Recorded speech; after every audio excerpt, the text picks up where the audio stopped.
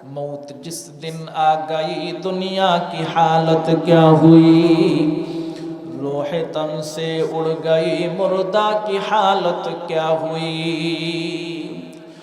जब मलाकुल मौत आवेगे तुम्हारे सामने, फिर तुम्हें फुर्सत ना मिलेगे लब हिलाने के लिए, फिर तुम्हें फुर्सत ना मिलेगे लब हिलाने के लिए। कैसे कैसे ताजदारो बादशाह चल बसे, वो खजीना बाला खाना शान शौकत क्या हुई, वो खजीना बाला खाना शान शौकत क्या हुई। कैसे कैसे खूबसूरत रानिया शहजादिया, तन बदन सब गल गया है शक्ल सूरत क्या हुई, तन बदन सब गल गया है शक्ल सूरत क्या हुई।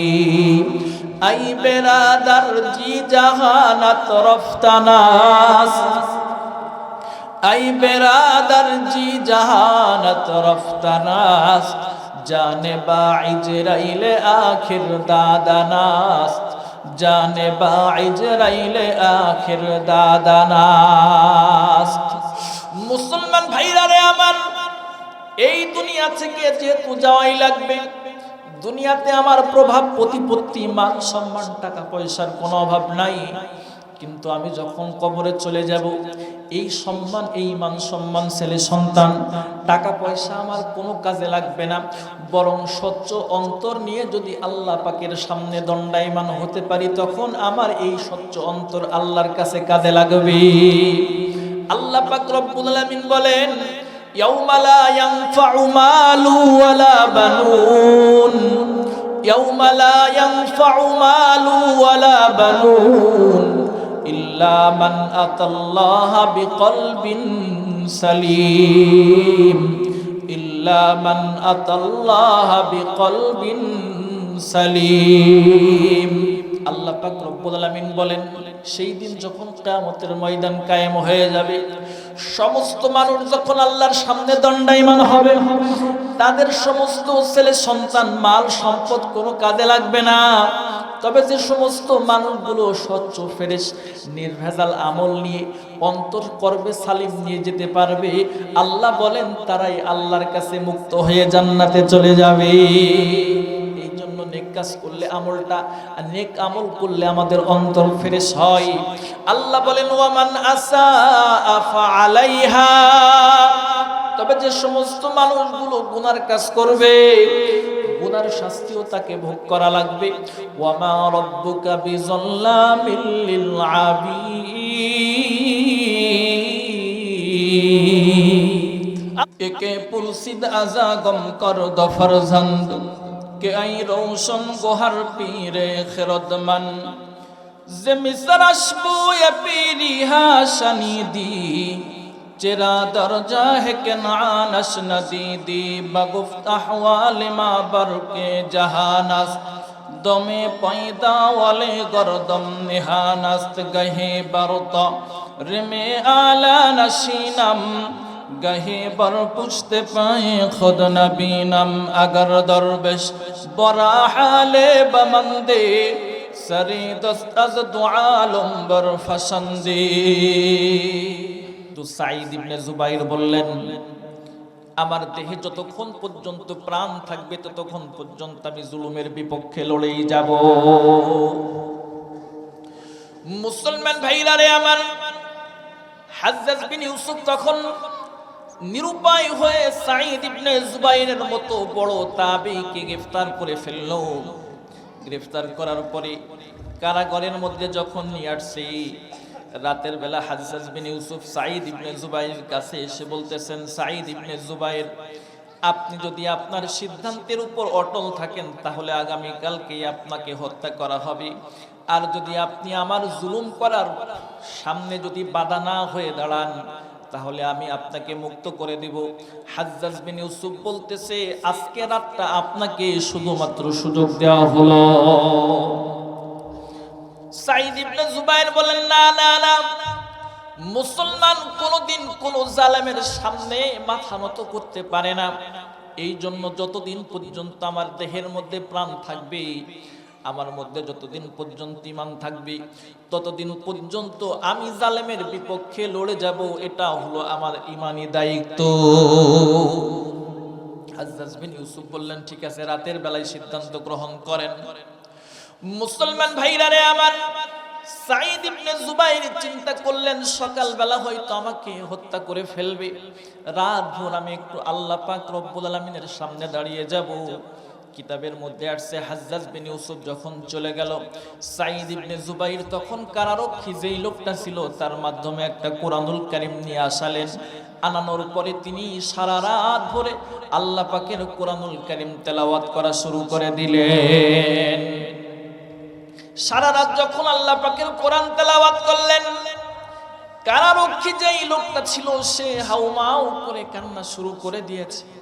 সাঈদ ইবনে জুবাইর বলতেছেন, ভাই আপনি কেন কাঁদেন? তখন লোকটা বলতেছে, আল্লাহ পাকের কালামের মধ্যে এত মাধুর্যতা, আল্লাহ পাক রব্বুল আলামিনের কালামের মধ্যে এত সৌন্দর্যতা, এত সুন্দর মধুর কালাম, এত সুন্দর কণ্ঠে কোনোদিন শুনি নাই। যত শুনি তত অন্তরের মধ্যে আল্লাহ পাকের মহাব্বত তত বৃদ্ধি হওয়া শুরু করে দিয়েছে। একে পুলসিদ আজা গম কর দফরজন্দ কে আই রৌশন গোহার পীরে খেরদমান যে মিসর আশবু এ পীরি হাশানি দি চেরা দরজা হে কেনানস নদী দি বগুপ্ত আহওয়াল মা বরকে জাহানাস দমে পয়দা ওয়ালে গরদম নিহানাস গাহে বরদ রেমে আলা নশিনম গাহে बर पुश्ते पाए खुद नबी नम अगर दरवेश बरा हाले बमंदी सरे दस्त अज तो आलम बर फसंदी। মুসলমান ভাইরা রে আমার, রাত ভর যখন তিনি আল্লাহ পাক রব্বুল আলামিনের কোরআনুল কারীম যখন তেলাওয়াত শুরু করে দিলেন, তেলাওয়াত করা শেষ যখন হয়ে গেল, ফজরের আজান হয়ে গেল। সাঈদ ইবনে জুবাইর ফজরের নামাজ পড়ার পরে সকালবেলা হাজ্জাজ বিন ইউসুফ সাঈদ ইবনে জুবাইরের সামনে উপস্থিত হয়ে গেল। মুসলমান ভাইরা রে আমার, হাজ্জাজ বিন ইউসুফ বলেন, কি ব্যাপার সাঈদ ইবনে জুবাইর, তুমি কি তোমার সিদ্ধান্তের উপর অটল আছো নাকি আমি তোমাকে হত্যা করে ফেলবো? সাঈদ ইবনে জুবাইর বলতেছেন, আমি আমার সিদ্ধান্তের উপর অটল আছি, তবে আমার একটা শেষ ইচ্ছা আমাকে পূরণ করতে দেওয়া হবে। বলেন তো, আমাদের দেশে কোনো ফাঁসার আসামি যদি হয়ে যায়, তখন সরকারের পক্ষ থেকে ওই লোকটার শেষ ইচ্ছা পূরণ করার জন্য তাকে সুযোগ দেওয়া হয়। জোরে বলেন ঠিক কিনা? মুসলমান ভাইরা রে আমার, আমার দেশের ফাঁসির আসামি যখন তার ফাঁসি কার্যকর হবে, এমন আগ মুহূর্তে কেউ কেউ বলে আমি আমার আব্বার সঙ্গে দেখা করতে চাই, কেউ বলে মায়ের সঙ্গে দেখা করতে চাই, কেউ বলে বিবির সঙ্গে দেখা করতে চাই, কেউ বলে আমার জীবনের সবচেয়ে দামি সুন্দর খাবারটা গ্রহণ করতে চাই। কিন্তু সাঈদ ইবনে জুবাইর বলতেছে, আমি 2 রাকাত নামাজ পড়ে আল্লাহর কুদরতি কদমে সেজদা দিতে চাই। মুসলমান ভাইরা রে আমার, 2 রাকাত নামাজ যখন কমপ্লিট করে ফেললেন, সাঈদ ইবনে জুবাইর তখন আল্লাহ পাক রব্বুল আলামিনের সামনে হাত উত্তোলন করে দোয়া করতেছেন, আল্লাহ তোমার নবী তো বলছেন, ইত্তাকি দাওয়াতাল মাজলুম ফাইন্নাহু বাইনাহা ওয়া বাইনাল্লাহি হিজাবুন। তোমার নবী বলছে, মাজলুমের দোয়ার মধ্যে এবং তোমার মাঝে কোনো ফাঁক থাকে না। আমি দোয়া করে গেলাম, আল্লাহ আমি মাজলুম হাজ্জাজ বিন ইউসুফ আজকের পর থেকে কোনোদিন যেন জুলুম না করতে পারে। আমি একটা বদদোয়া করে গেলাম। সিয়ারু আলামিন নুবালা কিতাবের মধ্যে উল্লেখ করা হয়েছে, হাজ্জাজ বিন ইউসুফ হত্যা করার পরে মুসলমান ভাইরা রে আমার, রাতের বেলা যখন ঘুমাইতে যাই, স্বপ্ন যোগে দেখতেছেন সাঈদ ইবনে জুবাইর তাকে ধাওয়া করতেছে। খাইতে যখন যাই তখন মনে মনে শুধু কল্পনা করতেছে সাঈদ ইবনে জুবাইর তাকে ধাওয়া করতেছে। প্রত্যেক কাজের মধ্যে যখন যাই তখন শুধু সাইদ ইবনে জুবাইরের কথা তার মনে হয়ে যায়। এরকম মনে যখন হয়ে যায়, কিতাবের মধ্যে আসছে হাজ্জাজ বিন ইউসুফ এই মানসিক রোগে আক্রান্ত হয়ে আল্লাহর দুনিয়া থেকে সে চিরতরে দুনিয়া থেকে ত্যাগ করে আল্লাহর কাছে চলে যায়। মাজলুমের বদদোয়ায় পড়ে হাজ্জাজ বিন ইউসুফ তার জীবন শেষ হয়ে গেছে। এই জন্য রাসূল আকরাম সাল্লাল্লাহু আলাইহি ওয়াসাল্লাম বলছেন, তোমরা জুলুম থেকে বাঁচো। মুসলিম শরীফের 2578 নম্বর হাদিস, রাসূল আকরাম সাল্লাল্লাহু আলাইহি ওয়াসাল্লাম বলেন, ইত্তাকুজ যুলমা ফা ইন্না যুলমা যুলমাতু ইয়াউমাল কিয়ামাহ। ও আমার উম্মতেরা, তোমরা জুলুম থেকে বাঁচো, কেননা কিয়ামতের ময়দানে জুলুমটা অন্ধকার একটা রূপ নিয়ে উঠবে। যারা জুলুম করবে দুনিয়াতে, হাসরের ময়দানে তাদের সামনে অন্ধকার একটা রূপ নিয়ে তারা উঠবে। এই জন্য সকল প্রকার জুলুম, অন্যায়, অবিচার আমাদের সমাজ থেকে বন্ধ করতে হবে। কথা বলেন ঠিক কিনা? আল্লাহ পাক রব্বুল আলামিনের এই জমিনে জুলুম যদি বন্ধ করতে পারি, কোন সমাজে যখন জুলুম, অন্যায়, ব্যভিচার বন্ধ হয়ে যাবে, আল্লাহ পাকের পক্ষ থেকে তখন আসমানি যত সাহায্য আছে আল্লাহ পাক সব দ্বারগুলো উন্মুক্ত করে দিবেন। জোরে বলেন সুবহানাল্লাহ। তাহলে এক নম্বর, জুলুম থেকে বাঁচা। তাহলে এই জুলুম হলো বড় বড় অন্যায় একটা কাজ। এই জুলুমের মধ্যে অন্যতম একটা জুলুম হলো আল্লাহর সাথে জুলুম করা, সেটা হলো শিরিক করা। দুই নম্বর রশি হলো ইবাদতকে ধরা। ইবাদতকে ধরা, ইবাদতের মধ্যে অন্যতম ইবাদত হলো নামাজ আদায় করা এবং আল্লাহ পাকের কোরআন তেলাওয়াত করা। আল্লাহ পাকের কোরআন যে বেশি বেশি তেলাওয়াত করতে পারবে, আল্লাহর সাথে সে তত কথা বলতে পারবে, আল্লাহর সাথে তার সম্পর্ক তত গাঢ় হয়ে যাবে। জোরে বলেন সুবহানাল্লাহ। পৃথিবীতে এমন কোনো গ্রন্থ নেই কোরআনুল কারীম ছাড়া যেই কিতাব পড়লে প্রতিটা অক্ষরে অক্ষরে নেকি হয়। কিন্তু কোরআনুল কারীম এমন একটা গ্রন্থ, কোন ব্যক্তি যদি কোরআনুল কারীম তেলাওয়াত করে, আল্লাহ পাক প্রতিটা অক্ষরে অক্ষরে নেকি দান করেন। জোরে বলেন সুবহানাল্লাহ। যেমন তিরমিজি শরীফের 2910 নম্বর হাদিসের মধ্যে রাসূল আকরাম সাল্লাল্লাহু আলাইহি ওয়াসাল্লাম উল্লেখ করেছেন, মান ক্বারা হারফাম মিন কিতাবিল্লাহ ফালাহু হাসানাতুন। নবী বলেন, কোন ব্যক্তি যদি আল্লাহ পাকের কালাম থেকে একটা অক্ষর তেলাওয়াত করে, আল্লাহ পাক রব্বুল আলামিন তাকে নেকি দান করেন। জোরে বলেন সুবহানাল্লাহ। আরো বলেন, ওয়াল হাসানাতু বিআশরি আমসালিহা, এবং তার নেকির কোয়ালিটি হলো আল্লাহ পাক 10 গুণ বাড়ায়া দেন। নবী আরো বলেন, লা কুলু আলিফ লাম মিম হারফুন বাল আলিফুন হারফুন ওয়া লামুন হারফুন ওয়া মিমুন হারফুন। মুসলমান ভাইরা রে আমার, আল্লাহর নবী বলেন, কোন ব্যক্তি যদি আল্লাহ পাকের কালাম থেকে একটা অক্ষর তেলাওয়াত করে, আল্লাহ পাক রব্বুল আলামিন তাকে এমন একটা নেকি দান করেন যে নেকির কোয়ালিটি হবে 10 গুণ। নবী বলেন, আমি বলি না আলিফ লাম মিম একটা হরফ, বরং আলিফ একটা হরফ, লাম একটা হরফ, মিম একটা হরফ। অর্থাৎ কোন ব্যক্তি যদি আলিফ লাম মিম পড়ে, আল্লাহ পাক রব্বুল আলামিন তার আমলনামার মধ্যে কম পক্ষে 30টা নেকি দান করে দিবেন। জোরে বলেন সুবহানাল্লাহ। শুধু লাভ আর লাভ।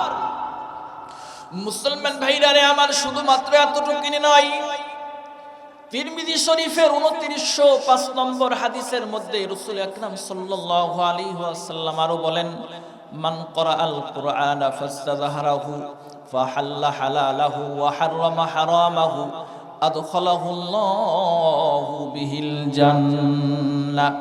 আল্লাহর নবী সাল্লাল্লাহু আলাইহি ওয়াসাল্লাম বলেন, কোন ব্যক্তি যদি কোরআনুল কারীম তেলাওয়াত করে এবং সেটাকে মুখস্থ করে নেয়, হালালকে হালাল জানে, হারামকে হারাম জানে, আল্লাহ পাক রব্বুল আলামিন এই কোরআনের বদৌলতে তাকে জান্নাতে প্রবেশ করিয়ে দিবেন। ওয়াশাফাআহু ফি আশরাতিন মিন আহলি বাইতিহি কুল্লুহুম ক্বাদ ওয়াজাবাত লাহুন নার।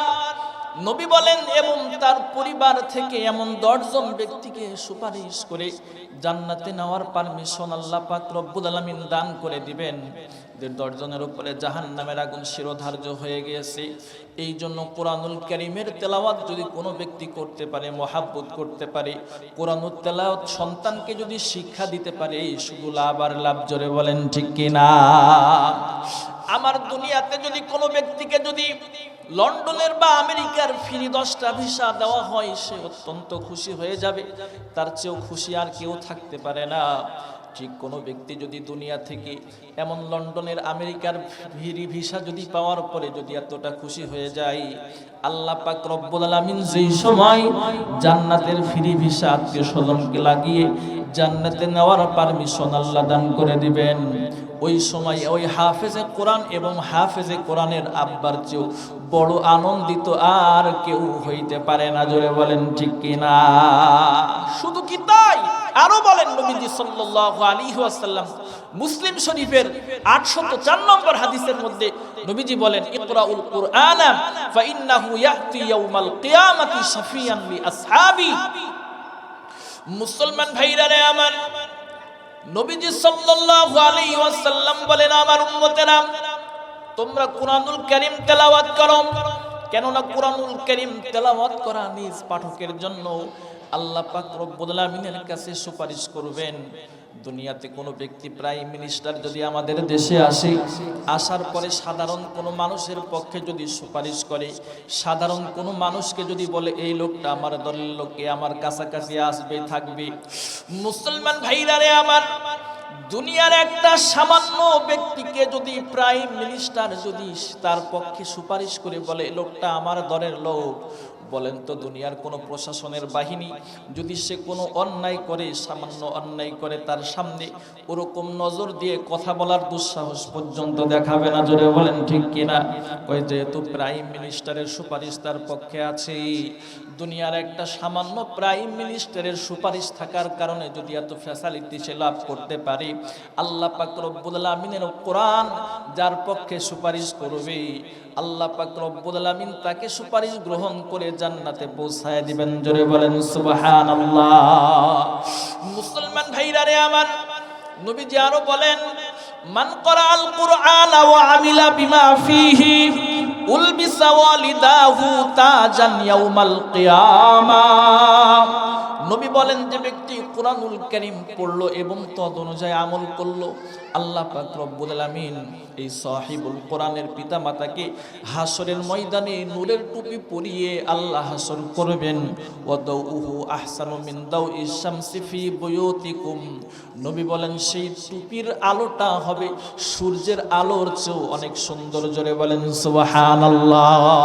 অনেক সুন্দর আল্লাহ দান করবেন। এখন কথা হলো, তাই হুজুর আমরা তো আমাদের সন্তানদেরকে কোরআন শিক্ষার জন্য মাদ্রাসায় পাঠাবো, কিন্তু আমাদের তো মাদ্রাসায় ভর্তি হয়ে এরকম কোরআন পড়ার তো সুযোগ নাই, আমরা এখন কি করব? আমরা যদি আল্লাহ পাকের কোরআনুল কারীম মুহাব্বত করে কোরআন পড়ার জন্য চেষ্টা করি, আল্লাহ পাক রব্বুল আলামিন সেই সাহিবুল কোরআনের মর্যাদা আল্লাহ আমাকে আপনাকেও দান করবেন। সুবহানাল্লাহ। কিতাবের নাম হলো খুতুবাতে হাকিমুল ইসলাম।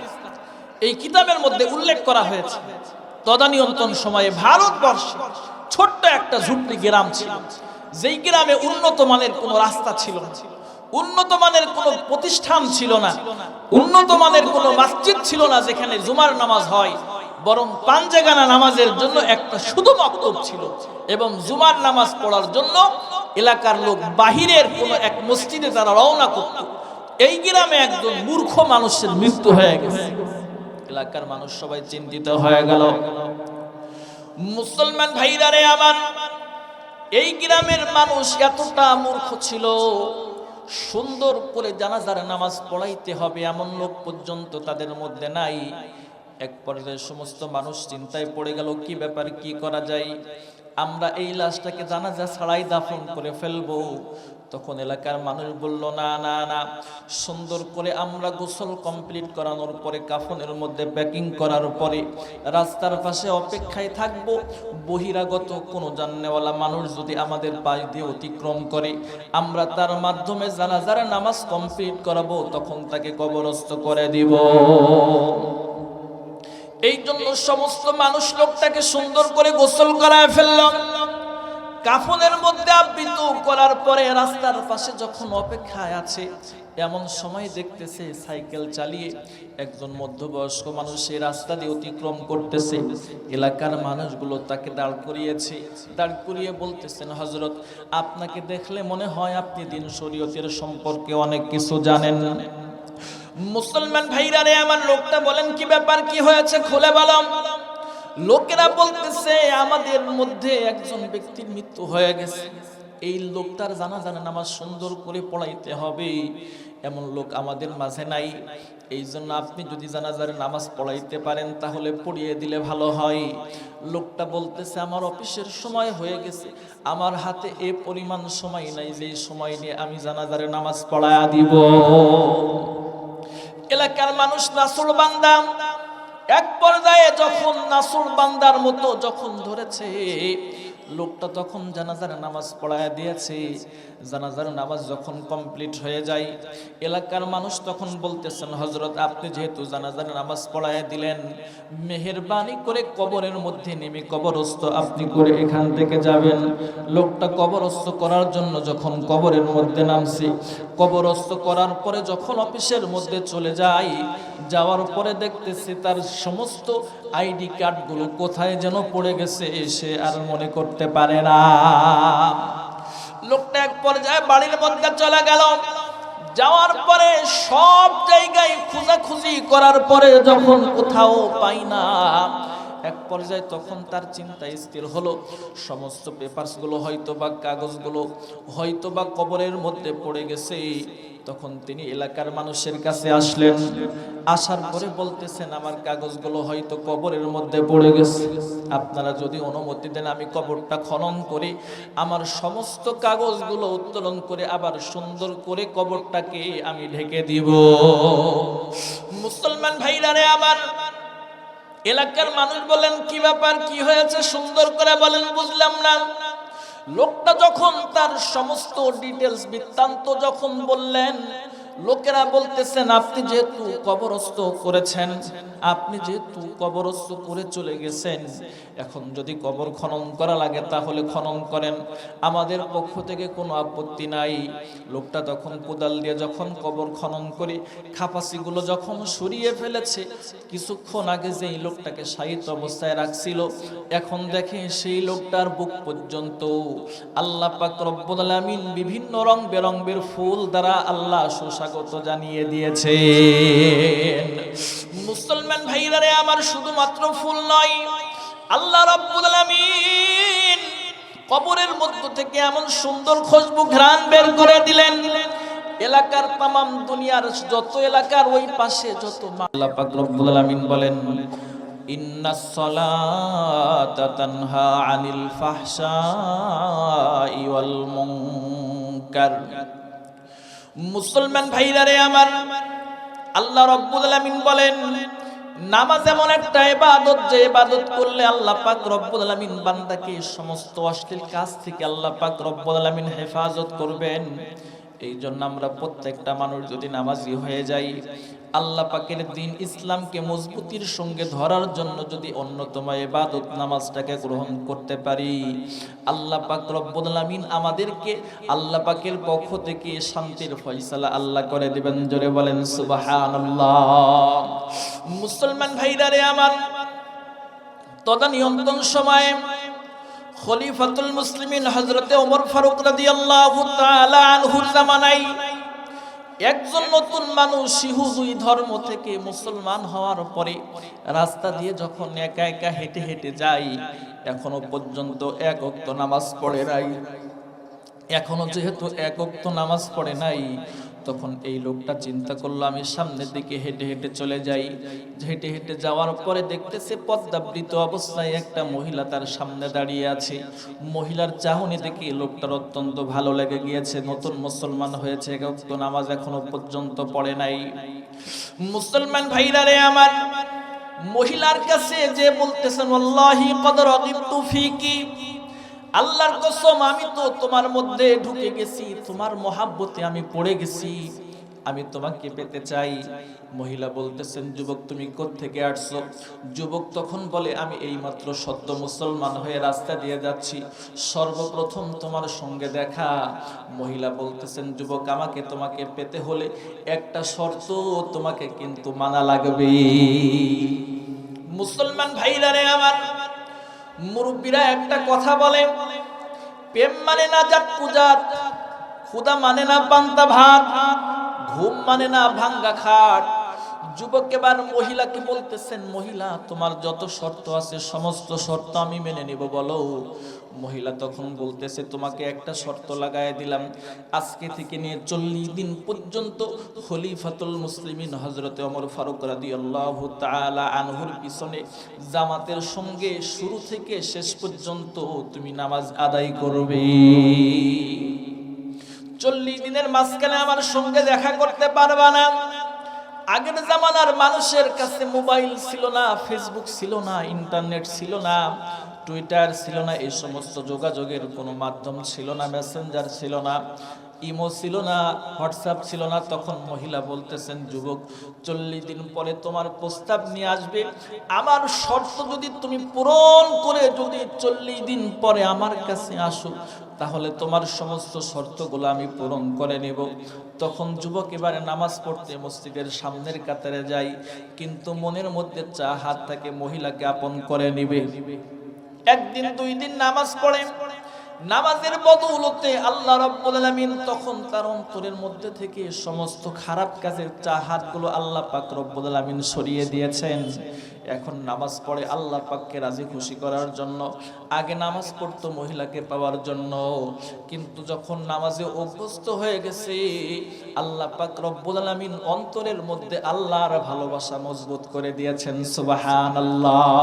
যুবক এখন বলেন, মোহাব্বত আপনা মুঝকো আই খোদা দে, মুঝে भी जामे उल्फत एक पिला दे, मुझे खोया मेरे अक्लो खिरदनी, खुदाया अपना दीवाना बना दे, खुशनुमा यद ना लाए सब हाय तू, ज़ौक़े हाज़ा रमज़े या रब हाय तू। मुसलमान भाईरा रे আমার, 40 দিন যখন কমপ্লিট হয়ে গেল, মহিলা অপেক্ষা আছে, কিন্তু যুবক আর মহিলার বাড়িতে প্রেমের প্রস্তাব নিয়ে যখন যাই নাই, মহিলা তখন চিন্তা করতেছে কি ব্যাপার, যুবক হয়তো বা অসুস্থতার মধ্যে পড়লো কিনা দেখার দরকার। এবার মহিলা যুবকের খোঁজ খবর নেওয়ার জন্য মহিলা তখন যুবকের বাড়িতে উপস্থিত হয়ে যুবকের সামনে যখন দাঁড়িয়ে গেল, যুবক পর্দার সাথে অর্থাৎ মহিলার সামনে মাথাটা নিচু করে নজরটা মাটির দিকে তাকিয়ে তখন মহিলাকে বলতেছেন, মহিলা কি ব্যাপার, কি চাই? তখন মহিলা বলতেছেন, যুবক 40 দিন পূর্বে তোমার সাথে আমার একটা কানেকশন হয়েছিল, তোমার সঙ্গে আমার একটা শর্ত হয়েছিল। কয় হ্যাঁ হয়েছিল। এ যুবক 40 দিন পূর্বে তুমি আমার কাছে প্রেমের প্রস্তাব নিয়ে আসছিলে? কয় হ্যাঁ আসছিলাম। 40 দিন পার হয়ে গেল, কিন্তু এখনো পর্যন্ত আমার কাছে তুমি আসলে না, কারণটা কি বুঝতে পারলাম না। তখন যুবক বলতেছে, মহিলা 40 দিন পূর্বে তোমার কাছে গিয়েছিলাম তোমার ভালোবাসা চাওয়ার জন্য, কিন্তু নামাজের মাধ্যমে তুমি আহকামুল হাকিমিন আল্লাহ পাক রব্বুল আলামিনের সঙ্গে আমার একটা সম্পর্ক তৈরি করে দিয়েছো। আমার অন্তরের মধ্যে আল্লাহ পাকের মহাব্বত এত পরিমাণ গাঢ় হয়ে গেছে, এই অন্তরের মধ্যে একটুও ফাঁকা জায়গা নাই, যেই জায়গার মধ্যে তোমার অবস্থান দিব। জোরে বলেন সুবহানাল্লাহ। মুখতা কো है দেখানা एक दिन, कब्र में होगा ठिकाना एक दिन, दारे फानी की सजावट पर न जा, नेकियों से अपने असली घर सजा। মুসলমান ভাইরা রে আমার, এই জন্য এখনো যদি কোনো ব্যক্তি নামাজ পড়তে পারে, এ যুবক এখনো যদি আমরা নামাজ পড়তে পারি, এখনো যদি আল্লাহ পাকের মহাব্বত নিয়ে যদি সমাজে যুবকরা নামাজ প্রতিষ্ঠা করতে পারে, যুবকরা যদি মদ জুয়া সমস্ত অশ্লীল অন্যায় থেকে বর্জন করে যদি নামাজ যদি সুন্দর করে প্রতিষ্ঠা করতে পারে, আল্লাহ পাক রব্বুল আলামিন সমস্ত যুবককে অন্যায় থেকে আল্লাহ ফিরিয়ে রাখবেন। জোরে বলেন সুবহানাল্লাহ। নামাজটা হলো ঈমান মাপার জন্য আয়না। যেমন আয়নার সামনে দাঁড়ালে তার চেহারার মধ্যে কি আছে এটা হুবাহু ফোকাস করে দেয়। এখন কোন ব্যক্তি যদি আয়নার সামনে দাঁড়িয়ে আয়নাকে বলে, আয়না 10,000 টাকা ঘুষ দিলাম আমাকে ফর্সা করে তোলো, আয়না পারবে? বাপ, চেহারার মধ্যে যা আছে আমার এটাই হুবাহু ফোকাস করবে। কথা বলেন ঠিক কিনা? থানবী রহমতুল্লাহি আলাইহি মজার একটা উদাহরণ দিয়েছে। পৃথিবীতে সর্বপ্রথম যখন আয়নার আবিষ্কার যারা করবে তারা চিন্তা করলো এই আয়না এত দামি একটা ধাতু, মানুষ দেখবে, এত টাকা দিয়ে তো কিনবে না। কয় কি করতে হবে? কিছু আয়না ফ্রি সেল দিতে হবে। কিছু আয়নার কাটিং রাস্তার মোড়ে মোড়ে তারা ফেলে রাখছে। তো এক কৃষক রাস্তা দিয়ে যাচ্ছে, যাওয়ার সময় দেখতেছে সূর্যের কিরণ লাগতেছে আয়নার সাথে আর ঝলমল করতেছে। তো তখন কৃষক দেখতেছে কি যেন পড়ে আছে, হাতে নিয়েই দেখতেছে ভিতরে একটা লোক দেখা যায়। আসলে মূলত কে? সে নিজে, কিন্তু জীবনে কোনোদিন তো দেখে নাই আয়না। তো মনে করতেছে ভিতরে একটা লোক এখানে পড়ে আছে রাস্তার মাঝখানে। কয় ভাই তুমি পড়ে আসো, ভিতরে যে কথা বলতেছে এ কথা বলে ভিতরে মাথা নয়, মনে করে এই লোকটা আমার সাথে কথার উত্তর দিচ্ছে। বাড়িতে বালিশের নিচে রাখছে, রাখার পরে বলতেছে ভাই তুমি বালিশের নিচে বিশ্রাম করো, আমি রাতে তোমার সাথে কথা বলবো। রাতের বেলা ঘরে ফেরার পরে আয়নাটা হাতে নিয়েই কথা বলতেছে, ভাই তুমি এখনো ঘুমাও নাই? ইশারায় কথা বলে। বিবি পাশ থেকে ফলো করছে যে স্বামী কার সাথে যেন কথা বলে। স্বামী যখন কথা বলা শুরু করছে, বিবি হাত থেকে আয়নাটা কেড়ে নিয়ে দেখতেছে ভিতরে একটা সুন্দরী রূপবতী একটা মহিলা। আসলে মূলত কে? সে নিজে। তখন হাউমাউ করে কাঁদতেছে, কয় হাই তুমি আমাকে না বলে ঘরে সতীন নিয়ে আনছো। কান্নার গতি বাড়ছে। পাশে তার শাশুড়ি আম্মা ঘরের মধ্যে শুয়ে, বৌমা কাঁদো কেন? আম্মা আসেন দেখেন আপনার ছেলে কি কাণ্ড ঘটাইছে। কয় কি কাণ্ড? দেখেন ঘরে সতীন আনছে। আম্মা দৌড়ায় এসে হাত থেকে আয়নাটা নিয়ে বলছে, কই বৌমা দেখি কেমন সতীন আনছে। হাত থেকে আয়না কেড়ে নিয়ে বলতেছে, বাপ তুই বিয়ে করলি এরকম চুল পাকা মহিলাকে বিয়ে করলি? মা তখন এই কথা বলতেছে। তো দুইজন বৌমা আর মা তখন জ্ঞানদান করে, কয় না মা ওর মধ্যে যুবতী মহিলা। আর যুবক বলতেছে, না মা ওর মধ্যে আমার মতো একটা ভাই আছে। তো যখন জ্ঞানদাম লাগছে, যারা আইন আবিষ্কার করবে তারা আসছে, এসে বলতেছেন এ এমন একটা ধাতু, এর সামনে যে যখন দাঁড়াবে তার চেহারা অবয়ব স্ট্রাকচারের মধ্যে কি আছে এটা হুবাহু ফোকাস করে দিবে। তো থানবী রহমতুল্লাহি আলাইহি বলেন, নামাজটা হলো ঈমান মাপার জন্য আয়না স্বরূপ। নামাজের সামনে যখন আপনি দাঁড়াবেন, আপনার ঈমানের কোয়ালিটি কন্ডিশন কেমন এটা হুবাহু ফোকাস করবে। অনেক নামাজি এমন আছে এখন তৈরি হচ্ছে, নামাজের আয়নার সামনে যখন দাঁড়াই, শুক্রবারের দিন জুমার নামাজের আগে তো সুন্নত পড়ে না, 2 রাকাত সালাম ফিরিয়ে আস্তে করে দৌড় মেরে বাড়িতে চলে যায়, কোনো সুন্নতের ধার ধারে না। মসজিদে গেলে অশান্তি, মনে হয় যেন কখন মসজিদ থেকে বের হব। অর্থাৎ নামাজের আয়নার সামনে দাঁড়ালে তখন তার ঈমানের মধ্যে ছটফট শুরু হয়ে যায়। কথা বলেন ঠিক কি না? এই জন্য নামাজটা হলো ঈমান মাপার একটা আয়না। তাহলে নামাজটা হলো ইবাদতের মধ্যে অন্যতম একটা ইবাদত। রাসূল আকরাম সাল্লাল্লাহু আলাইহি ওয়াসাল্লাম বলেন, মান তারাকা সালাতা মুতাআম্মিদান ফাকাদ কাফারা। যে ব্যক্তি ইচ্ছাকৃতভাবে নামাজ তরক করলো সে কুফরের মধ্যে লিপ্ত হয়ে গেল। আর মুমিন তো ইচ্ছাকৃতভাবে কোনো ইবাদত ছাড়তে পারে না, নেকির কাজ ছাড়তে পারে না। যেই কাজের মধ্যে আল্লাহ পাকের সন্তুষ্টি আছে সেই কাজ মুমিন কখনো ছাড়তে পারে না। কেন? আল্লাহ পাক কোরআন শরীফের মধ্যে সূরা হামিম সাজদার 46 নম্বর আয়াতের মধ্যে আল্লাহ পাক রব্বুল আলামিন বলেন, মান আমিলা সলিহান ফালিনাফসিহি ওয়া মান আসা ফাআলাইহা ওয়া মা রাব্বুকা বিযাল্লামিল লিল আবিদ।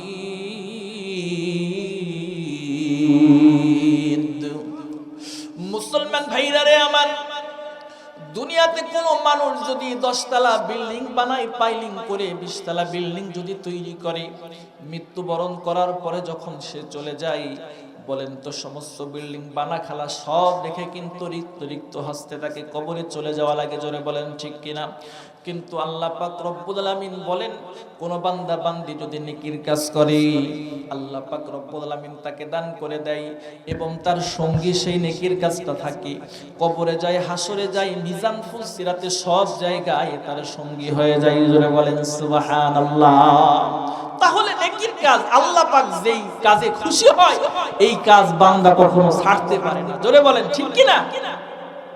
আল্লাহ রাব্বুল আলামিন আরো বলেন ওয়া মান আসা ফাআলাইহা, আল্লাহ বলেন কোন বান্দা বান্দি যদি আবার গুনার কাজ করে গুনার শাস্তিও তাকে ভোগ করা লাগবে। আল্লাহ পাক রব্বুল আলামিন বলেন ওয়া মা রাব্বুকা বিযাল্লামিল লিল আবিদ, আল্লাহ পাক রব্বুল আলামিন বান্দার প্রতি যারা পরিমাণ জুলুম করবেন না।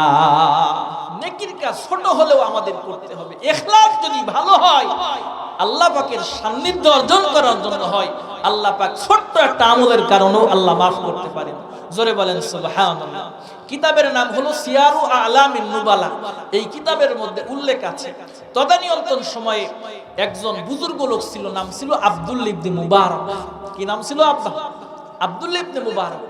তিনি এলান করলেন এই বছর আমি হজ করতে যাব।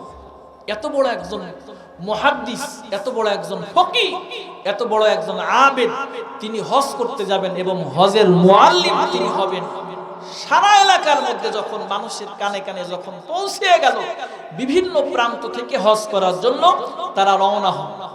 আগের জামানার মানুষ কেউ পায়ে হেঁটে হজ করতে আসতো। মুসলমান ভাইরা রে আমার, আবার কেউ নৌযানে হজ করার জন্য রওনা হতো, কেউ বা হজ করার জন্য 1 মাস আগ থেকে রওনা হয়ে আসতো। এমন সংবাদ যখন ছড়িয়ে পড়েছে, বিভিন্ন প্রান্ত থেকে যখন হজের জন্য রওনা হয়ে গিয়েছে, আব্দুল্লাহ ইবনে মুবারক রাহমাতুল্লাহি আলাইহি হজ যখন চলতেছে, তিনি হজ করতে করতে বাবে উম্মে হানির পাশে একটু বিশ্রাম করতেছেন। মাতাফের মধ্যে একটা দরজা আছে, এই দরজার মধ্যে লেখা আছে বাবে উম্মে হানি। এই দরজার পাশে যখন তিনি বিশ্রাম করতেছেন, করতে করতে এক সময় ঘুমায়া গেছেন। মুসলমান ভাইরা রে আমার, আব্দুল্লাহ ইবনে মুবারক রাহমাতুল্লাহি আলাইহি শব্দ দেখতেছেন, 2 জন সাদা পোশাকধারী 2 জন যুবক তার সামনে আগমন করেছে। 2 জন যুবক একজন আরেকজনকে জিজ্ঞাসা করতেছে এই বছর হাজীদের সংখ্যা কত? তখন একজন যুবক আরেকজন যুবককে বলতেছে এই বছর হাজীদের সংখ্যা হলো 6 লক্ষ। কিন্তু পরিতাপের বিষয় হলো আল্লাহ পাক রব্বুল আলামিন একজন হাজীদের হজ আল্লাহ কবুল করে নাই। আব্দুল্লাহ ইবনে মুবারক রাহমাতুল্লাহি আলাইহি ঘুম থেকে উঠে অত্যন্ত পেরেশান হয়ে গেলেন। চিন্তা করলেন কি ব্যাপার, কি স্বপ্ন দেখলাম। তিনি তেমন কিছু মনে করলেন না। আবার তিনি পরের দিন যখন বাবে উম্মে হানির পাশে যখন তওয়াফ শেষ করার পরে একটু বিশ্রাম করতেছেন, এমন সময় যখন চোখের মধ্যে তন্দ্রা আসছে, এক পর্যায়ে যখন তিনি ঘুমিয়ে গিয়েছেন, ঘুমের ঘরে স্বপ্ন দেখে 2 জন সাদা পোশাক পরিহিত 2 জন যুবক এসে একজন আরেকজনকে বলতেছে এই বছর হাজীদের সংখ্যা কত? একজন আরেকজনকে বলতেছে এই বছর হাজীদের সংখ্যা 6 লক্ষ। কিন্তু পরিতাপের বিষয় হলো আল্লাহ রব্বুল আলামিন একজন হাজীদের হজ আল্লাহ কবুল করে নাই। আব্দুল্লাহ ইবনে মুবারক রাহমাতুল্লাহি আলাইহি অত্যন্ত চিন্তিত অবস্থায়, ক্লান্ত অবস্থায় ঘুম থেকে উঠে আবার তিনি তওবা করলেন, ইস্তেগফার করলেন। কি ব্যাপারে একই স্বপ্ন বারবার দেখতেছি, কারণটা কি? পরের দিন যখন তিনি একই জায়গায় ঘুমায় গেলেন, সিয়ারু আলামিন নুবালা কিতাবের মধ্যে উল্লেখ করেন, তখন 2 জন পোশাক পরিহিত 2 জন যুবক আবার এসে বলতেছেন আল্লাহ পাক রব্বুল আলামিন এই বছর 6 লক্ষ হাজীদের হজ কবুল করে নাই, কিন্তু আজকে রব্বুল আলামিন একজন ব্যক্তির উসিলায় আল্লাহ সবার হজ আল্লাহ কবুল করে নিয়েছেন। আব্দুল্লাহ ইবনে মুবারক রাহমাতুল্লাহি আলাইহি বলেন তোমরা কারা? স্বপ্নযোগে তারা বলতেছে আমরা হলাম আল্লাহ পাকের রহমতের ফেরেশতা। তখন তারা বলতেছেন সেই লোকটার নাম হলো আলী বিন মাআদ, দামেস্ক শহরে তার বাড়ি। আব্দুল্লাহ ইবনে মুবারক রাহমাতুল্লাহি আলাইহি চিন্তা করলেন সে কত বড় আল্লাহর ওলি। আমরা তো মনে করি আল্লাহর ওলি হইতে হলে বড় আলেম হওয়া লাগে, আমরা তো মনে করি আল্লাহর ওলি হইতে হলে বড় জুব্বাধারী হতে হওয়া লাগে, কিন্তু না না, আল্লাহ বলেন আলা ইন্না আউলিয়া আল্লাহি লা খাউফুন আলাইহিম ওয়ালা হুম ইয়াহজানুন। আল্লাহ পাক রব্বুল আলামিন বলেন যারা নাকি আল্লাহর ওলি হবে তাদের কোনো চিন্তা কোনো ভয় থাকবে না। আল্লাহ বলেন ওয়াল্লাযীনা আমানু ওয়া কানু ইয়াত্তাকুন, যারা ঈমান আনবে এবং আল্লাহকে ভয় করবে তারা আল্লাহর ওলি হয়ে যাবে। সুবহানাল্লাহ।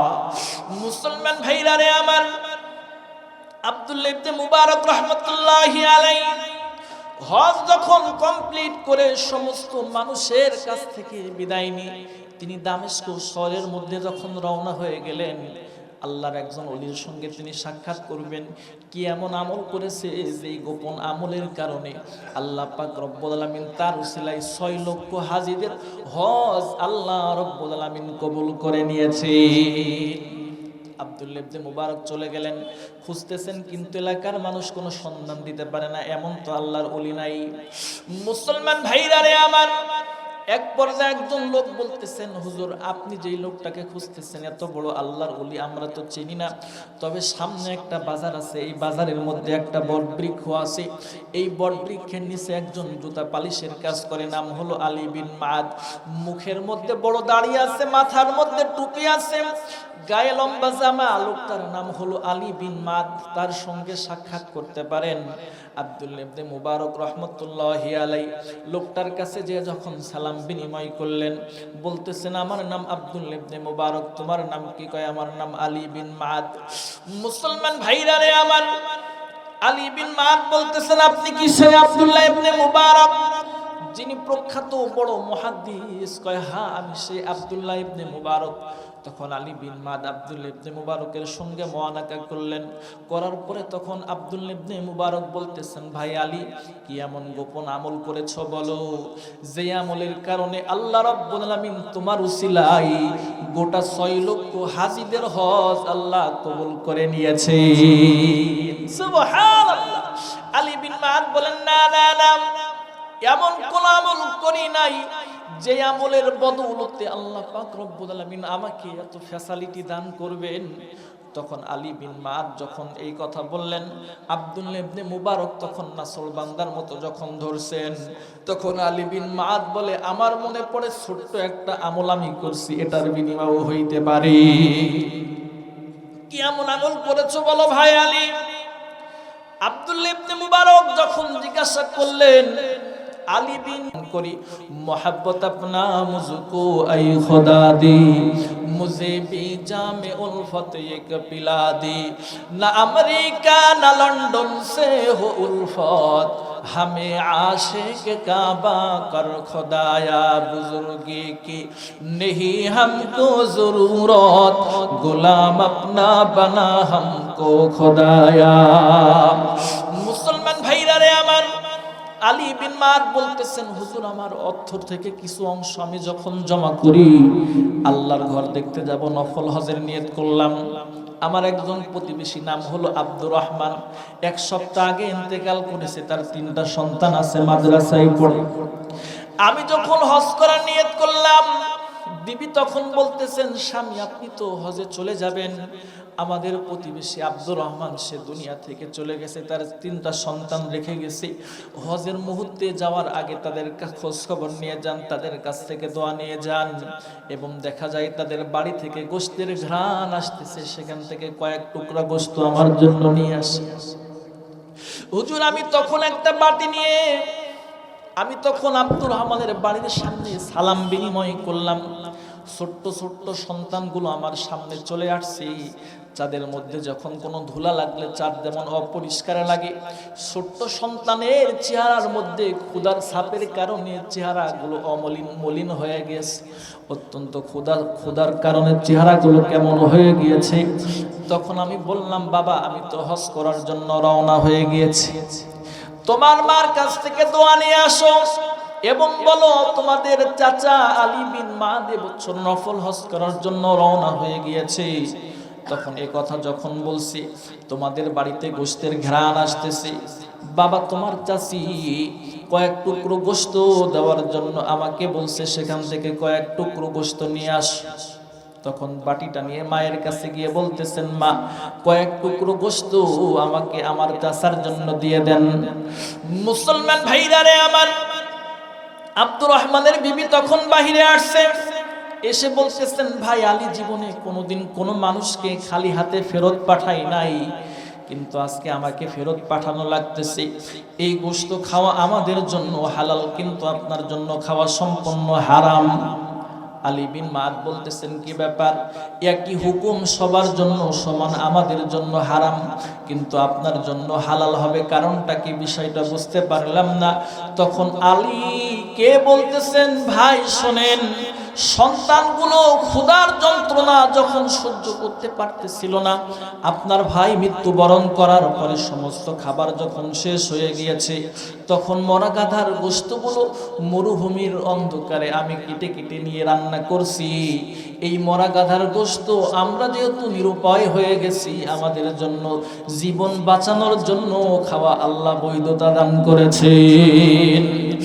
মুসলমান ভাইরা রে আমার, আলী বিন মাদ বলতেছেন, না না না, আমি যেহেতু জেনে ফেলেছি এই জন্য তোমার আর খাওয়া লাগবে না, সব ফেলে দাও। সব যখন ফেলে দিয়েছে, আলী বিন মাদ তখন বাড়িতে গিয়ে বিবিকে বলতেছেন, বিবি, আমার নফল হজের সমস্ত টাকাগুলো দিয়ে দাও।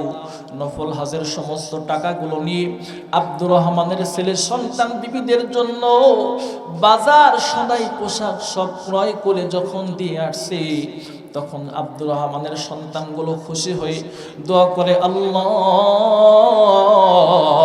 আমাদের চাচা আলী বিন মাদ নফল হজের সমস্ত টাকাগুলো আমাদের পিছনে ব্যয় করে দিয়েছেন।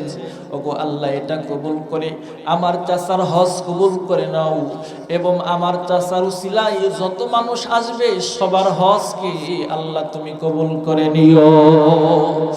মুসলমান ভাইরা রে আমার, আব্দুল্লাহ ইবনে মুবারক রাহমাতুল্লাহি আলাইহি বলেন, বুঝতে পেরেছি তুমি যদিও ছোট একটা আমল করেছো, নফল হজের সমস্ত টাকাগুলো দিয়ে তুমি তোমার প্রতিবেশীর খোঁজ খবর নিয়েছো, এই কাজটা যেহেতু আল্লাহ এবং আল্লাহ রাসূলের সন্তুষ্টির জন্য করেছো, আল্লাহ পাক রব্বুল আলামিন তোমার উসিলায় গোটা 6 লক্ষ হাজীদের হজ আল্লাহ রব্বুল আলামিন কবুল করে নিয়েছেন। সুবহানাল্লাহ। এই জন্য আল্লাহ পাকের জন্য যদি কোনো ছোট্ট আমলও যদি ইখলাসের সাথে করতে পারি, আল্লাহ পাক আমাদের সব আমলের প্রতিদান আল্লাহ পাক দিয়ে দিবেন। জোরে বলেন ঠিক কি না? এবং গুনাহ করলে গুনার শাস্তিও ভোগ করা লাগবে। বাপ, এই পৃথিবী ছেড়ে আমরা একদিন চলে যাব, তো কি নিয়ে যাব? আমল যদি না করি, যদি আমরা কবরে চলে যাই, কবরের জিন্দেগি আমাদের জন্য খুব ভয়ঙ্কর হবে। কেন? মৃত্যু একদিন আমাদের বরণ করাই লাগবে, মৃত্যু একদিন আসবে। লিকুল্লি উম্মাতিন আজাল, প্রত্যেকটা উম্মতের জন্য নির্ধারিত একটা সময় আছে। ফাইদা জা আজালুহুম লা ইস্তাখিরুনা সাআতাও ওয়া লা ইস্তাকদিমুন, মৃত্যু যখন আসবে তখন এক সেকেন্ড আগেও না পরেও হবে না। এই জন্য প্রস্তুতি সব সময় গ্রহণ করে থাকতে হবে। আমাদের দেশের নিয়ম মানুষ এরকম হয়েছে যে 40 বছর পর্যন্ত যত গুনাহ আছে সব করো, 40 বছর পরে আস্তে আস্তে ভালো হও। আসলে কি তাই? না, এখনই তওবা করতে হবে। যুবক বয়সে তওবা করা নবীদের খাসলাত। দরজওয়ানে তওবা করদন শিওয়ে পয়গম্বরি, वक्त पीरे गुलगे जालिम निशावद পরহেজগারি। যৌবন বয়সে তওবা করাটা হলো নবীদের খাসলাত। বাপ, এই জন্য আমাদের তওবা করে ফিরে এসে ভালো হয়ে দ্বীনের পথে চলতে হবে। কথা বলেন ঠিক কিনা? আজকে যদি যুব সমাজ যদি তওবা করে ভালো হয়ে তাদের ভালো হয়ে আল্লাহর পথে যদি ফিরে আসে, দেখবেন সমাজ সুন্দর হয়ে যাবে। জোরে বলেন ঠিক কিনা? যেহেতু কবরে চলে যেতেই হবে, কবরে যাওয়াই লাগবে।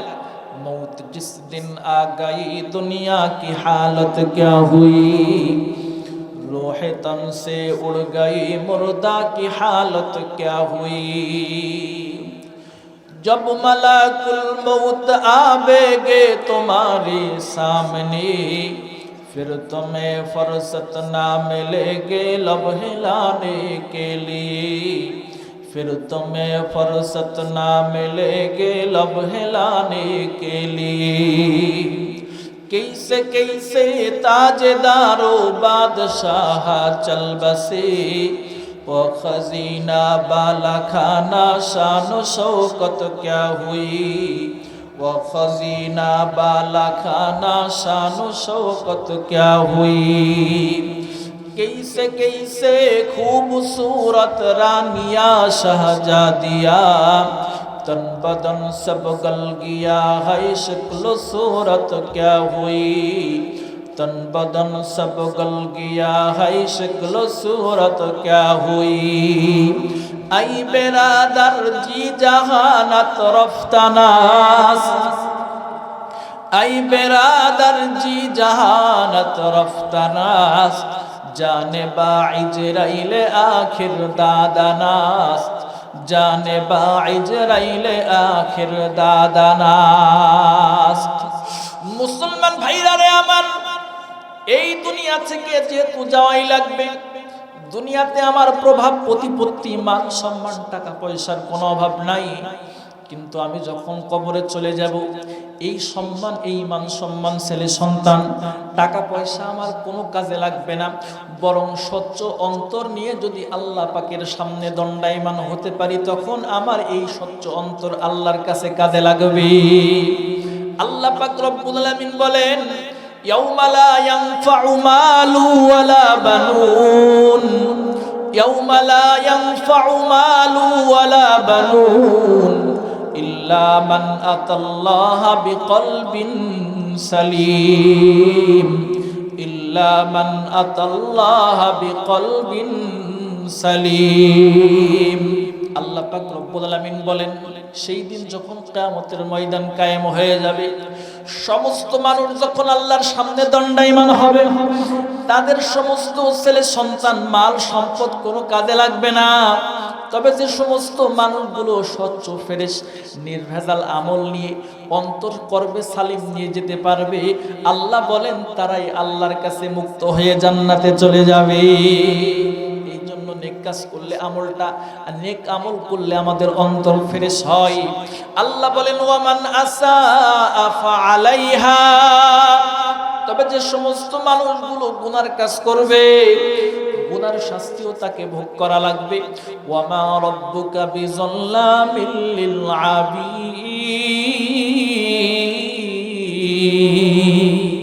আল্লাহ বলেন আল্লাহ পাক রব্বুল আলামিন কোন বান্দার প্রতি যারা পরিমাণ জুলুম করবেন না বাপ এইজন্য আমাদের হায়াতটাকে নেক আমল দিয়ে সাজাতে হবে নেক আমল দিয়ে সাজাতে হবে গুনাহ থেকে ফিরে ফিরে চলতে হবে গুনাহ থেকে যদি ফিরে ফিরে চলতে পারি আল্লাহ পাক রব্বুল আলামিন আমাকে জান্নাত দান করবেন কেন আল্লাহ পাক কোরআন শরীফের মধ্যে বলেন ওয়া আম্মা মান খাফা মাকামা রাব্বিহি ওয়া নাহান নাফসা আনিল হাওয়া ফা ইন্নাল জান্নাতা হিয়াল মাওয়া আল্লাহ বলেন যারা আল্লাহর সামনে দাঁড়িয়ে হিসাব দেওয়াকে ভয় করে নিজের সমস্ত কুপ্রবৃত্তিকে বিসর্জন দিয়ে আল্লাহ এবং আল্লাহ রাসূলের আদর্শিত পথে চলে তাদের ঠিকানা জান্নাত এইজন্য আমাদের যুব সমাজরা যদি এরকম নেকির মজলিস কায়েম করে আমরা ঐক্যবদ্ধ প্ল্যাটফর্মে নেকির কাজ মনে করি যদি অংশগ্রহণ করতে পারি তাহলে এটা আমাদের জন্য আখিরাতের পুঁজি হবে জোরে বলেন ঠিক কিনা ঐক্যবদ্ধ প্ল্যাটফর্মে কাজ করতে হবে আল্লাহ বলেন ওয়ালা তাফাররাকু এবং তোমরা পৃথক হয়ে যেও ঐক্যবদ্ধ প্ল্যাটফর্মে কাজ করতে হবে কথা বলেন ঠিক কিনা উদাহরণ দিলে সহজে বুঝবেন স্বামী স্ত্রী দুইজন চাকরি করে স্ত্রী হাই স্কুল লেভেলের প্রধান শিক্ষিকা আর স্বামী প্রাইমারি লেভেলের সাধারণ শিক্ষক এক পর্যায়ে কর্মসংস্থান থেকে স্বামী স্ত্রী দুইজন আসছে রান্না বাড়া কমপ্লিট করার পরে খানা খাবে এমন সময় স্ত্রী স্বামীকে বলতেছে মশারি টাঙাও স্বামী বলতেছে আমার পক্ষে সম্ভব না তুমি মশারি টাঙাও তো স্ত্রী বলতেছে আমি হলাম হাই স্কুল লেভেলের প্রধান শিক্ষিকা আমার পক্ষে মশারি টাঙানো সম্ভব না দুইজন গ্যান্দাম লাগার পরে দুইজন এই মর্মে সিদ্ধান্ত নিয়েছে যে আমরা দুইজন চুপ থাকবো যে আগে কথা বলবে সে মশারি টাঙাবে স্বামী স্ত্রী দুইজন দুই খাটের দুই পাশে চেহারার মধ্যে রাগের ছাপ নিয়ে দুইজন শুয়ে আছে কিন্তু কেউ ঘুমায় না কেউ কথাও বলে না কেন কথা বলে না কথা বললে মশারি টাঙাতে হবে ঘটনাক্রমে ঘরের মধ্যে চোর ঢুকছে চোর ঢুকার পরে ড্রেসিং টেবিল থেকে যত গহনাগাটি ফার্নিচার যা আছে সব ব্যাগের মধ্যে ভরতেছে স্বামী এবং স্ত্রী দুইজন তাকিয়ে তাকিয়ে দেখতেছে কিন্তু কেউ কথা বলে না কথা বললে কি করতে হবে বা মশারি টাঙাতে হবে তো চোর চিন্তা করতেছে স্বামী স্ত্রী দুইজন তাকিয়ে আছে কথা বলে না কারণটা কি হাত ইশারা করতেছে চোখের সামনে তাও কথা বলে না এক পর্যায়ে দেখতেছে কথা যখন বলে না, সুবর্ণ সুযোগ, স্বামী স্ত্রীর গহনাগাটি যা ছিল, হাতের ঘড়ি যা ছিল, সেটাও ব্যাগের মধ্যে ঢুকছে। চোর চিন্তা করতেছে এত সুন্দর খাবারের ঘ্রাণ ঘর থেকে বের হচ্ছে, আস্তে করে খাবার খাওয়া শুরু করছে, তাও কথা বলে না। এক পর্যায়ে সমস্ত গহনাগাটি টাকা পয়সা যা ছিল চোর যখন নিয়ে চলে যাচ্ছে, স্ত্রী তখন স্বামীকে একটা ধাক্কা দিয়ে বলে, এই আমার 10 বছরের গচ্ছিত সম্পদ দিয়ে যত টাকা দিয়ে গহনা কিনছিলাম সব আজকে নিয়ে গেল, কই তুমি তো কিছু বললে না। স্বামী তখন বলতেছে, তুমি আগে মশারি টাঙাও, তুমি আগে কথা বলছো যেহেতু আগে মশারি টাঙাও। স্ত্রী তখন বলতেছে, আজকে যদি এখানে এই কাপড়ের মশারি না টাঙিয়ে যদি লোহার মশারিও টাঙানো হয়, সামান্য বিষয় নিয়ে আমাদের মত পার্থক্যের কারণে যেই ক্ষতি হয়ে গেল, পরস্পরে ডিভাইডেড থাকার কারণে যেই ক্ষতি হয়ে গেল, এখন যদি লোহার মশারি টাঙিয়ে ঐক্যবদ্ধভাবে আমরা কাজ করি, 10 বছরের গচ্ছিত সম্পদ হারিয়ে গেল, এটা আর পোষণ দেওয়া সম্ভব নয়। ঠিক আজকে যদি আমরা মুসলমানরা এরও পাতারি বিভিন্ন পার্থক্যে বিভক্ত হয়ে যাই, আজকে যদি সামান্য বিষয় নিয়ে মুসলমানরা ডিভাইডেড হয়ে যায়, আজকের আমাদের এই ডিভাইডেডের সুযোগ নিয়ে ইহুদি খ্রিস্টান বেঈমানের বাচ্চারা আমাদের ইসলামী তাহজিব তামাদ্দুন ঈমান আকীদা হরণ করে নিয়ে চলে যাবে, তখন ঐক্যবদ্ধ প্ল্যাটফর্মে কাজ করলে ওই ক্ষতি পোষণ দেওয়া সম্ভব হবে না। এই জন্য যুবকরা যখন ইসলামের পক্ষে আসবে, যুবকরা যখন ইসলামী মাহফিল করবে, তখন যদি আমরা ঐক্যবদ্ধ প্ল্যাটফর্মে ইসলামের প্রত্যেকটা আঞ্জাম দিতে পারি, আমাদের ঐক্যতা দেখে ইহুদি খ্রিস্টান বেঈমানের বাচ্চারা ভয় পেয়ে আমাদের ঘরে পর্যন্ত প্রবেশ করার দুঃসাহস দেখাবে না। এই জন্য আমরা ঐক্যবদ্ধ প্ল্যাটফর্মের সামনে যখনই সুযোগ আসবে, ইসলামের কোন ডাক আসবে, তখন আমরা মুসলমান এক কাতারে বদ্ধ হয়ে কালিমার ব্যানারে, কালিমার বলে বলিয়ান হয়ে আমরা ঐক্যবদ্ধ প্ল্যাটফর্মে তখন আমরা কাজ করব। জোরে বলেন ঠিক কিনা? আজকে যদি আমরা লম্বা টুপি গোল টুপি নিয়ে আমরা যদি ডিভাইডেড হওয়ার কারণে এদের মাহফিলে আমরা না আসি, ওদের মাহফিলে আমরা যদি না যাই, আমরা সামান্য বিষয় নিয়ে এরকম মতপার্থক্য হওয়ার কারণে ইহুদি খ্রিস্টান ইসলামের দুশ্মনেরা তখন সুযোগ পেয়ে আমাদের আদর্শ হরণ করবে। অন্য সময় ঐক্যবদ্ধ প্ল্যাটফর্মে কাজ করলেও এই ক্ষতি পোষণ দেওয়া সম্ভব হবে না, হবে না। জোরে বলেন ঠিক কিনা? এই জন্য আমাদের ঐক্যবদ্ধ প্ল্যাটফর্মে কাজ করতে হবে। সূরা আলে ইমরানের 103 নম্বর আয়াতের মধ্যে আল্লাহ পাক রব্বুল আলামিন বলেন, ওয়াতাসিমু বিহাবলিল্লাহি জামিআ ওয়া লা তাফাররাকু। হে দুনিয়ার মানুষেরা, তোমরা ঐক্যবদ্ধভাবে আল্লাহ পাকের রশিকে আঁকড়ে ধরো এবং তোমরা কখনো পৃথক হয়ে যাও। তাহলে ঐক্যবদ্ধভাবে ধরতে হবে আল্লাহ পাকের রশি। আল্লাহ পাকের রশির দ্বারা উদ্দেশ্য হলো কোরআন এবং দ্বীনি আল ইসলাম। এতক্ষণ পর্যন্ত যে আলোচনা করলাম কোরআন এবং দ্বীনি আল ইসলাম, এই জন্য কোরআন এবং দ্বীন ইসলাম যেখানে আমাকে ডাকবে, ইসলামের পক্ষে ডাকবে, সেখানে সাড়া দেব তো ইনশাআল্লাহ। আমরা সেখানেই সাড়া দেব ইনশাআল্লাহ। দেখবেন যদি আমরা একতার সাথে কাজ করতে পারি, আল্লাহ পাক রব্বুল আলামিন আবার সেই সংসদ থেকে রান্নাঘর পর্যন্ত, রাষ্ট্র থেকে না রাজপথ পর্যন্ত, আজকে সব জায়গায় যেমন অশান্তির দাবানল দাউ দাউ করে জ্বলতেছে, আজকে যদি ঐক্যবদ্ধ প্ল্যাটফর্মে যদি আবার কোরআনকে আমরা বাস্তবায়ন করার জন্য চেষ্টা করি, ইনশাআল্লাহ প্রত্যেকটা সেক্টরে শান্তির বাতাস আবার সব জায়গায় বইতে থাকবে। জোরে বলেন ঠিক কিনা? এই জন্য আমরা সবাই ঐক্যবদ্ধ প্ল্যাটফর্মে ইসলামের পক্ষে কাজ করব ইনশাআল্লাহ। এই যুবকরা প্রত্যেক বছর এই মাহফিল যখন করবে, আমরা সবাই যুবকদের পক্ষে থাকবো তো ইনশাআল্লাহ, ইনশাআল্লাহ থাকবো। আর আজকে আমরা এখান থেকে যাব, আমল নিয়ে যাব। সেটা হলো আজকে থেকে বাড়ি যখন যাব তখন একটা সংকল্পবদ্ধ হব, আজকে থেকে কোরআন পড়ার অভ্যস্ত হবে ইনশাআল্লাহ। পড়বো তো ইনশাআল্লাহ, কোরআন পড়বো তো ইনশাআল্লাহ। কোরআন পড়তে হবে কয় কেন? তিরমিজি শরীফের 2913 নম্বর হাদিসের মধ্যে রাসূল আকরাম সাল্লাল্লাহু আলাইহি ওয়াসাল্লাম বলেন, ইন্নাল্লাযী লাইসা ফি জাওফিহি শাইউম মিনাল কুরআনি কাল বাইতিল খরিব। নবী বলেন যেই বক্ষের মধ্যে কোরআন থাকে না, সেটা হলো বিরান ঘরের মতো। বিরান ঘর যেমন মানুষ বসবাস না করলে সেখানে পোকামাকড় বসবাস করে, মানুষ বসবাসের উপযুক্ত জায়গা থাকে না, ঠিক যেই বক্ষে কোরআন নাই সেটা হলো বিরান ঘরের মতো হয়ে যায়। জোরে বলেন ঠিক কিনা? এই জন্য কোরআনুল কারীম আজকে থেকে যাওয়ার পরে তেলাওয়াত শুরু করতে হবে। ঘরের মধ্যে কোরআন তেলাওয়াত করবে ইনশাআল্লাহ, পড়বো না ইনশাআল্লাহ? আর একটা নামাজের কথা শুনলাম, নামাজ পড়বো তো ইনশাআল্লাহ? নামাজ পড়বো ইনশাআল্লাহ। আর একটা কথা হলো পরস্পরে সালাম বিনিময় করবে। সালাম বিনিময় করলে আল্লাহ পাক পরস্পরে মিল মহাব্বত তৈরি করে। স্বামী স্ত্রীকে সালাম দিবেন, স্ত্রী স্বামীকে সালাম দিবেন, দিলে কি হবে? পরস্পরে ভালোবাসা বৃদ্ধি পাবে। এখানে অনেক এমন ব্যক্তি আছে জীবনে কোনোদিন স্ত্রীকে সালাম দেন নাই, আছে না এরকম? আজকে বাড়িতে গিয়েই সর্বপ্রথম স্ত্রীকে সালাম দিবেন ইনশাআল্লাহ। সাহস করে দিয়েই ফেলেন, দেখেন কি হয়, দিবেন ইনশাআল্লাহ। প্রথম সালাম দেওয়ার পরে স্ত্রী আপনার পাশে তাকায় থাকবে, কি ব্যাপার আজকে হঠাৎ করে স্বামী সালাম দেয় কেন? কয়েকদিন দেওয়ার পরে দেখেন অভ্যস্ত হবে, দেখবেন ঠিক হয়ে যাবে। আল্লাহ পাকের পক্ষ থেকে মহাব্বত আল্লাহ তৈরি করে দিবেন। তাহলে পরস্পর সালাম বিনিময় করবে ইনশাআল্লাহ।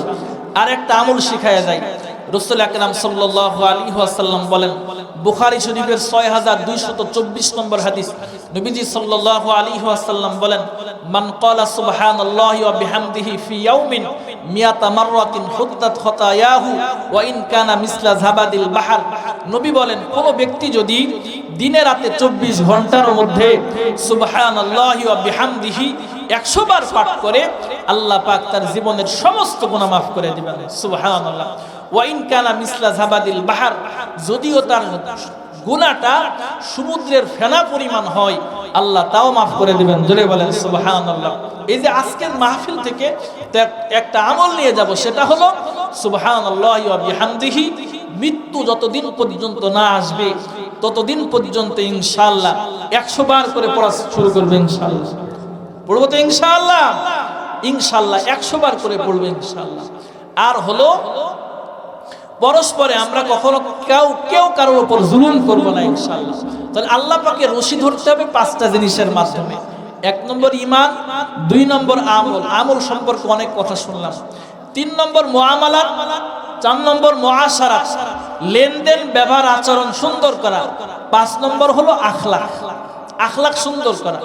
এমন একটা আখলাক আমাদের দেখাতে হবে, আমাদের আখলাক দেখে যেন অন্য ধর্মের মানুষেরা আমাদের প্রতি উদ্বুদ্ধ হয়ে যায় যে মুসলমানরা সুন্দর আখলাক। সুবহানাল্লাহ। আজকে যদি আমরা পরস্পর মধ্যে গ্যাঞ্জাম গোলযোগ করি, তাহলে আমাদের আখলাক দেখে অন্য মানুষ আমাদের দিকে আকৃষ্ট হবে না। সাহাবাদের আখলাক যেমন ছিল সেরকম আখলাক আমাদের করতে হবে। জোরে বলেন ঠিক কি না? যেমন রাসূল আকরাম সাল্লাল্লাহু আলাইহি ওয়াসাল্লামের কাছে কিছু মেহমান আসছে, মুসলিম শরীফের হাদিস এবং তিরমিজির মধ্যেও রওয়ায়াত আছে। তো কিছু মেহমান আসছে, নবী সাল্লাল্লাহু আলাইহি ওয়াসাল্লাম সাহাবারা কি আখলাক দেখিয়েছেন দেখেন। তো মেহমান যখন আসছে, নবীজি সাল্লাল্লাহু আলাইহি ওয়াসাল্লাম কিছু মেহমানকে ভাগ করছেন, একটা মেহমান বাকি আছে। নবীজি সাহাবীদের মধ্য থেকে একজনকে পাঠাইছেন, দেখো আমার বাড়িতে কোনো খাবার আছে। সাহাবী এসে বলতেছেন, নবীজি কোনো খাবার নাই, পানি ছাড়া। তো এক সাহাবী দাঁড়িয়ে বলতেছেন, নবীজি আপনি যদি অনুমতি দেন তাহলে এই সাহাবীর মেহমানদারি আমি করাবো। কি আখলাক দেখান। নবীজি বলছেন ঠিক আছে যান। তো এই সাহাবীর নাম হলো আবু তালহা। তিনি বাড়িতে মেহমানকে নিয়ে চলে গেছেন। যাওয়ার পরে বিবির কাছে যেয়ে বলতেছেন, বিবি নবীজির একজন দামি মেহমান নিয়ে আসছে বাড়িতে, ঘরে কি পরিমাণ খাবার আছে। তো স্ত্রী তখন বলতেছেন, শুধুমাত্র বাচ্চাদের খাবারটাই আছে, আর কোনো খাবার নেই। বাচ্চারা শুধু বাচ্চাদের খাবারটাই আছে। আমার আপনার বিবি হলে আমাদেরকে কি বলতো, ঘরে খাবার নাই, মেহমান আসছে, চুলকুনির জায়গা পাও না তুমি, বিভিন্ন কথা বলে ধমক দিত। কথা বলেন ঠিক কিনা? কিন্তু সাহাবী, বিবি তো নবীজির সাহাবী ছিলেন, মহিলা সাহাবী, তিনি বলতেছেন স্বামী চিন্তার কোনো কারণ নাই, নবীজির যেহেতু মেহমান কি আখলাক দেখাচ্ছে দেখেন, এই জন্য আপনি চিন্তিত হয়েন না। কি করতে হবে বলেন? দুঃখের সময় যদি স্ত্রী সান্ত্বনা দেয়, এই দুঃখটাও সুখে পরিণত হয়ে যায়। আর যদি সুখের সময়ও যদি স্ত্রী খারাপ আচরণ করে, এই সুখটাও দুঃখে পরিণত হয়ে যায়। জোরে বলেন ঠিক কি? তখন বিবি বলতেছে, আপনার কোনো চিন্তার কোনো কারণ নাই। মুসলমান ভাইরা রে আমার, আবু তালহা রাদিয়াল্লাহু তাআলা আনহু বললেন কি করা লাগবে। বিবি তখন বলতেছেন, মেহমানকে সুন্দর করে দস্তরখানার উপর বসিয়ে নিব, নেওয়ার পরে বাতিটা ঠিক করার বাহানা দিয়ে আমি বাতিটা নিভিয়ে দিব এমন সময় পর্দার ভিতর থেকে আমি মুখ চুকাবো, আপনি এবার মেহমানকে সাথে নিয়ে দস্তরখানার মধ্যে বসে সন্তানদেরকে ঘুম পাড়িয়ে দেব, আপনি মুখ চুকাইবেন কিন্তু খাবেন না। মাঝখানে মেহমানকে সুন্দর করে পরিতৃপ্ত সহকারে আমরা খাওয়ায়া দিব। সুবহানাল্লাহ। মুসলমান ভাইরা রে আমার, যখন তাই করলো, সকালবেলা যখন আবু তালহা রাদিয়াল্লাহু তাআলা আনহু যখন রাসূল আকরাম সাল্লাল্লাহু আলাইহি ওয়াসাল্লামের দরবারে উপস্থিত হলেন, নবী সাল্লাল্লাহু আলাইহি ওয়াসাল্লাম মুস্কি মুস্কি হাসতেছেন। আল্লাহ রাসূল সাল্লাল্লাহু আলাইহি ওয়াসাল্লাম আবু তালহা রাদিয়াল্লাহু তাআলা আনহুকে বললেন, আবু তালহা, তুমি রাতের বেলা এমন একটা আখলাক দেখিয়েছো, এত সুন্দর একটা চরিত্র দেখিয়েছো, আল্লাহ পাক রব্বুল আলামিন খুশি হয়ে তোমার শানে আল্লাহ আয়াত পর্যন্ত নাজিল করে দিয়েছেন। আল্লাহ বলেন, ওয়া ইউসিরুনা আলা আনফুসিহিম ওয়ালাউ কানা বিহিম খাসাসা। নবীজি, আপনার কিছু সাহাবী এমন আছে, তারা নিজের উপরে অন্যকে প্রাধান্য দেয়, এত সুন্দর আখলাক তারা দেখিয়ে দেয়, যদিও তারা কষ্টের মধ্যে থাকে। মুসলমান ভ্রাতৃত্ব বন্ধন বজায় রেখে সুন্দর আখলাক দেখিয়ে সারা দুনিয়া জয় করতে সক্ষম। জোরে বলেন ঠিক কিনা? মুসলমান ভাইরা রে আমার, ছোট্ট একটা ঘটনা বলেই শেষ করে দিব। কিতাবের মধ্যে উল্লেখ আছে, নুজহাতুন আল বাতাতিন, এই কিতাবের মধ্যে খলিফাতুল মুসলিমিন হযরতে আলী রাদিয়াল্লাহু তাআলা আনহু যখন কুফা নগরীকে মুসলমানদের রাজধানী ঘোষণা করে দিলেন, ইহুদিদের মধ্য থেকে বড় বড় পণ্ডিত তারা চিন্তা করলো, মুসলমানরা গুণের কারণে সারা দুনিয়া জোড়া তাদের সুনাম সুখ্যাতি, সেই আদর্শের মধ্যে আমরা আঘাত করি, সারা দুনিয়া থেকে মুসলমানদেরকে আমরা চিরতলে শেষ করে দিব। কিন্তু আল্লাহ পাক যেই বাতি জ্বালায়, পৃথিবীর কোনো শক্তি নাই সেই বাতিকে নিভিয়ে দেওয়া। জোরে বলেন ঠিক কিনা? এই রড লাইটকে সারাদিন যদি ফু দেওয়া হয়, নিভানো সম্ভব? ওর সুইচ তো এখানে আছে, কিন্তু ইসলামের বাতির সুইচ তো মালিকের হাতে। কেউ ফুৎকার দিয়ে নিভাইতে চাইলে নিভাতে পারবে না। তো ইহুদিরা চিন্তা করলো, মুসলমান যে আদর্শের বলিয়ান হয়ে সারা দুনিয়া জয় করতেছে, সেই আদর্শে আঘাত এনে সারা দুনিয়া থেকে মুসলমানদেরকে নিশ্চিহ্ন করে দিব। এই জন্য একজন বড় জাসুস তৈরি করলেন। মুসলমান ভাইরা রে, এমন একজন জাসুস তৈরি করলেন, সারা দুনিয়ায় তিনি জাসুসগিরি করেছেন, গোয়েন্দাগিরি করেছেন। কুফা নগরীতে যখন তিনি প্রবেশ করতেছেন, মুসলমানদের মতো বড় দাঁড়িয়ে আছে, মুসলমানদের শহরে যখন প্রবেশ করেছে, যখন মাগরিবের আজান হয়ে যায়, তখন সেও নামাজের জন্য মসজিদে যায় না। মুসলমানরা সন্দেহ করবে। এক পর্যায়ে নামাজ কমপ্লিট করার পরে যখন ভিতরে প্রবেশ করবে, চিন্তা করলো, আমি তো মুসাফির, আমার কিছু শুকনা খেজুর, শুকনা কাপড়ের প্রয়োজন, শুকনা কেন বালিশের প্রয়োজন। মুসলমান ভাইরা রে আমার, এক পর্যায়ে কুফা নগরীতে বড় দোকানওয়ালার কাছে যখন যে বলতেছেন আমার কিছু খাবারের প্রয়োজন, দোকানওয়ালা বলতেছেন, ভাই এই মুহূর্তে বিক্রয় করা সম্ভব নয়, পাশে একটা ছোট্ট চং দোকান আছে, সেখান থেকে আপনি ক্রয় করে নিয়ে যান, একই মূল্যে পাবেন, কোনো সমস্যা নাই। লোকটা তখন সেখান থেকে ক্রয় করে নিয়ে চলে যায়। বেশভূষণ দেখে বোঝার কোনো কায়দা নাই, লোকটা ইহুদিদের একজন বড় জাসুস। মুসলমান ভাইরা রে আমার, এক পর্যায়ে যখন লোকটা চলে যায়, এমন সময় বলে, ভাই তোমার কাছে সব থাকা সত্ত্বেও আমার কাছে বিক্রয় করলে না, কারণটা কি? লোকটা তখন বলতেছেন, আমাদের মুসলমানদের একটা আদর্শ হলো, রাসূল আকরাম সাল্লাল্লাহু আলাইহি ওয়াসাল্লাম শিক্ষা দিয়েছেন, খায়রুন নাসি মাইয়ানফাউন নাস, মানুষের মধ্যে সর্বোত্তম মানুষ তো ওই ব্যক্তি যেই মানুষ অন্য মানুষের কল্যাণে কাজ করে। জোরে বলেন সুবহানাল্লাহ। আমি একজন বড় দোকানওয়ালা, সকাল থেকে নিয়ে সন্ধ্যা পর্যন্ত অনেক কাস্টমার পেয়েছি, লাভবান হয়েছি। আমার ছোট্ট দোকানওয়ালা, চং দোকানওয়ালা তেমন লাভবান হয় নাই। এই জন্য সন্ধ্যার পরে যত কাস্টমার আসবে সব আমার ভাইয়ের কাছে পাঠিয়ে দিয়ে তার উপকার করব, তার ভ্রাতৃত্ব বন্ধনে কাজ করব। ইহুদিদের জাসুস বলতেছে, মুসলমান যতদিন পর্যন্ত এই ভ্রাতৃত্ব বন্ধন ধরে রাখতে পারবে, কিয়ামত পর্যন্ত যদিও ধরে রাখতে পারে, আল্লাহ তাদের হাতে বিজয় দান করে দিবেন। সুবহানাল্লাহ।